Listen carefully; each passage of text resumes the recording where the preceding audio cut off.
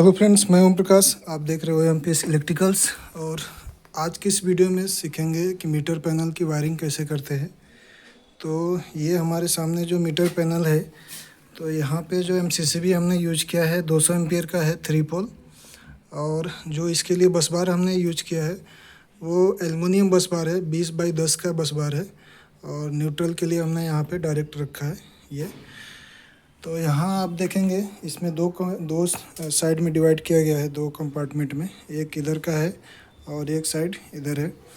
तो इस साइड में देखेंगे तो हमारा 8 डबल पोल का एमसीबी लगा हुआ है, जो कि सिंगल फेज के लिए है।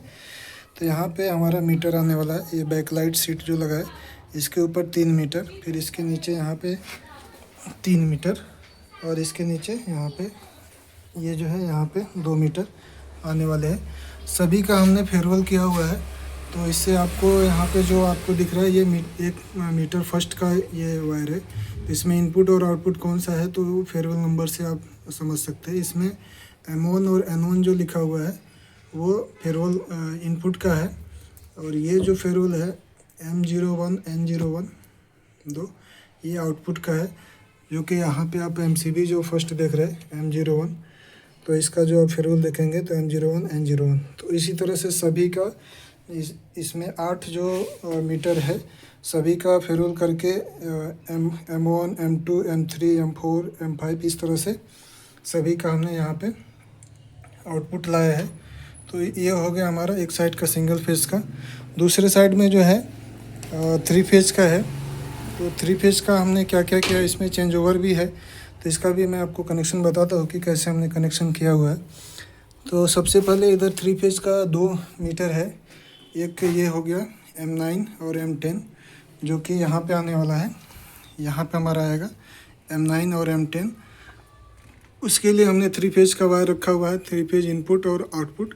इसमें भी M9 जो आपको दिख रहा है, M9 ये इनपुट का वायर है। उसके बाद से आउटपुट में आप देखेंगे तो सभी पे M09 करके लिखा हुआ है।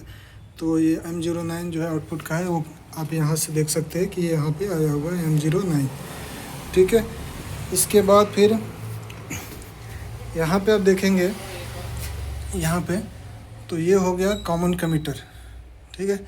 तो कॉमन का जो मीटर है तो इसके लिए जो सप्लाई है वो तो बस बार से आएगा, लेकिन जो आउटपुट का सप्लाई है, ठीक है, वो यहाँ पे आपको समझ में आएगा।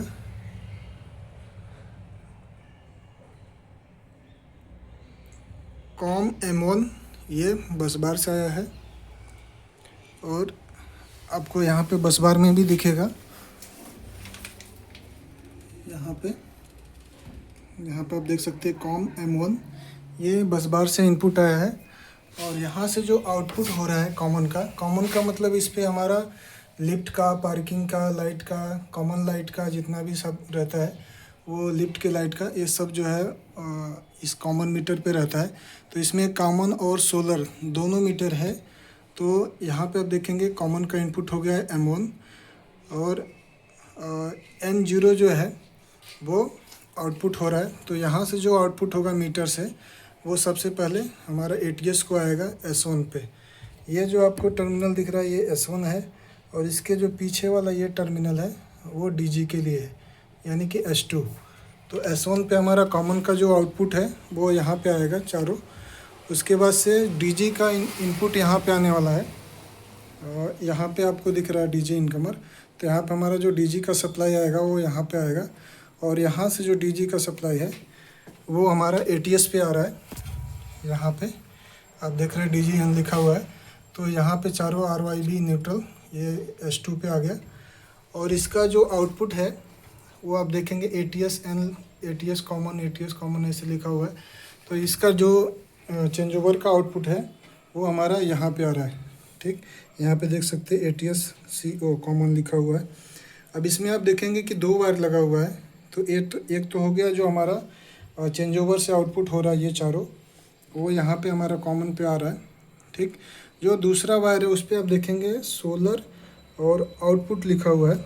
यहाँ पे देख सकते हैं सोलर SOLOUT सोलर आउटपुट लिखा हुआ है। तो ये हमारा यहाँ पे एक सोलर का मीटर आने वाला है, तो सोलर का जो इनपुट होगा वो यहाँ से आएगा।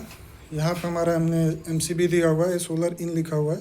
तो सोलर का जो सप्लाई आएगा यहाँ पे आएगा और यहाँ से हमारा सोलर के मीटर को आ जाएगा यहाँ पे, सोलर इन जो लिखा हुआ है पेरोल इसमें आएगा।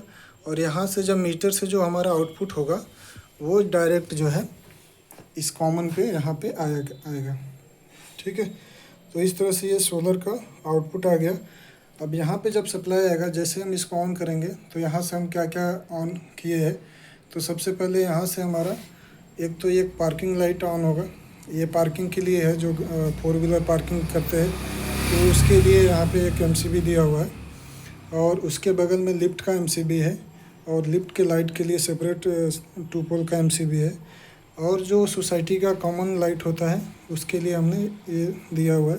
तो यहाँ से हम क्या किए कि 4 बार ले करके RYB न्यूट्रल 3 फेज पार्किंग को दिए, फिर यहीं से 4 बार ले करके लिफ्ट लाइट को दिए और यहाँ से R फेज और न्यूट्रल 2 बार ले करके सिंगल फेज कॉमन लाइट को दे दिए, यहीं से लूप बना करके लिफ्ट लाइट को दे दिए। तो इस तरह से इसका वायरिंग किया गया है। अब यहाँ पे देखेंगे ATS का जो सेंसिंग है, तो यहाँ पे आपको दो सेंसिंग मिलेंगे। इधर आपको यहाँ पे S1 और S2 दो मिलेगा और यहाँ पे इसके ऊपर लिखा भी रहता है L1 L2 और N। तो एक तो इन चारों से जो हमारा कॉमन मीटर का जो इस कॉमन मीटर का जो यहाँ पे आ रहा है मेंस, तो ये चारों का यहाँ से वायर ले करके एक S1 पे कनेक्ट कर दीजिए। और जो नीचे जो DG है यहाँ से भी 4 वायर लेंगे और यहाँ से आप ला करके यहाँ पे कनेक्ट कर देंगे। तो ये ATS इसको ऑटोमेटिक सेंस करेगा कि हमारा किस पे लाइट अभी चल रहा है, मेंस लाइट है कि नहीं है। मेंस लाइट नहीं है तो वो DG पे शिफ्ट हो जाएगा। अगर DG पे चल रहा है और मेंस लाइट ऑन आता है तो DG को बाईपास करके मेंस पे अपने ऑटोमेटिक ये शिफ्ट हो जाता है। तो इस तरह से ये सेंसिंग है। इसमें ऑटो और मैनुअल दोनों ऑप्शन है। आप ऑटो में भी इसको यूज कर सकते हैं और ऑटो में भी यूज कर सकते हैं, मैनुअल में भी यूज कर सकते हैं। और यहाँ पे हैंडल भी है इसका, ये डोर हैंडल, तो इसको आप यहाँ पे लगा करके मैनुअली भी ऑन ऑफ कर सकते हैं, सिर्फ S1 और S2 पे, मतलब मेंस और DG पे चेंज कर सकते हैं। यहाँ पे एक लॉक ऑप्शन भी है, इसको अगर आप प्रेस करते हैं तो इसके नीचे आप देखेंगे यहाँ पे एक आता है, उसमें आप कुछ भी लगा करके लॉक यहाँ पे लगा सकते हैं।